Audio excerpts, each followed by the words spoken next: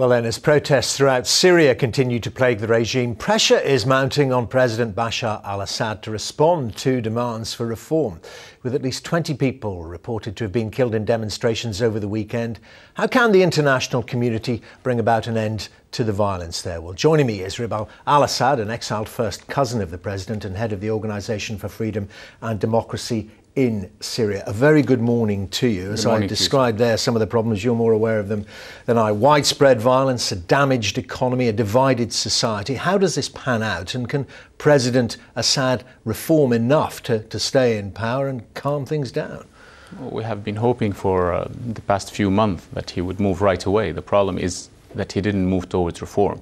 Every time he comes out in his speeches and he does more promises. Well, today the people have enough of promises and they want to see concrete things. They want to see concrete reforms and they want them right away. People cannot wait any longer.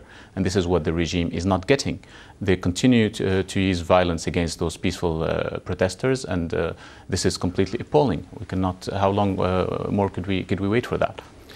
Is it democratic protest? Is it for democratic reforms? It's not about, we know about some of the structure of Syrian society, about the divisions within there. This is about freedoms, about rights to earn money, about rights to speak out. Is that how it's based, and how widespread is it? It's really about freedom. People today, as we have seen, what happened in Tunisia, in Egypt, and in the, Yemen and other countries. People want their freedoms. People live in the 21st century. They cannot accept to live under a dictatorship any longer. They want their freedoms, they want economic liberties, they want all of that. And the regime was unable to do anything about it. They have tried, they've made a lot of promises for the past 11 years, but nothing has happened. And again, they have to, for example, the first thing they have to do today is abolish the Article 8 of the Constitution, which is the most important thing they should do, because it states that the Ba'ath Party is the leader of state and society, which is, again, unacceptable.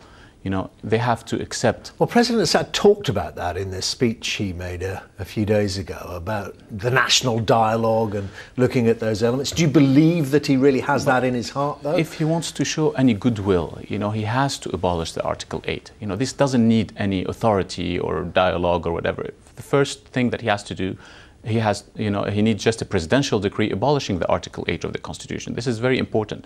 And then they could, it's very important to have a national reform implementation committee, which which will include people from the regime and people from the opposition, democratic opposition groups. They have to sit together and discuss how to move towards a national unity government.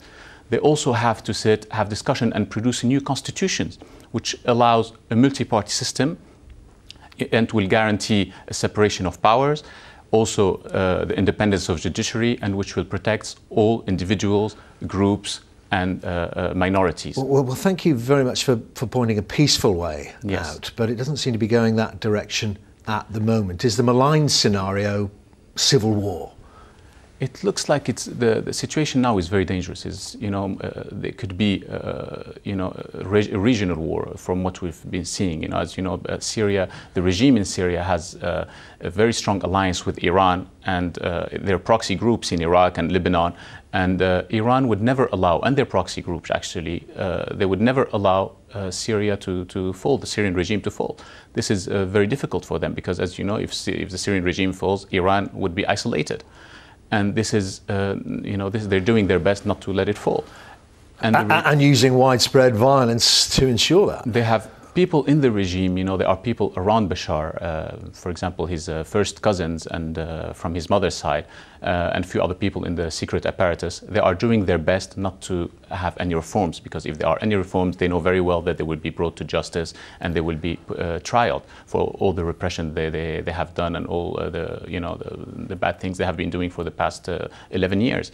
So those people don't want to see any reforms. At the same time, we have to be very careful, because there are also some Islamist extremists who are trying to hijack the peaceful demonstrations, and they are not listening. This opposition is not listening to the voice of the people, of the protesters, who were chanting from the beginning, from the first days of the demonstrations, 111, the Syrian people are one, and peaceful, peaceful, peaceful. This is what the Syrian people want. Well, thank you very much indeed for your expertise and insight there, Ribal Al-Assad, on the Syrian crisis there. And just to let you know, just after 11, I'll be getting the views of the Syrian government. I'll be joined by Reem Haddad from the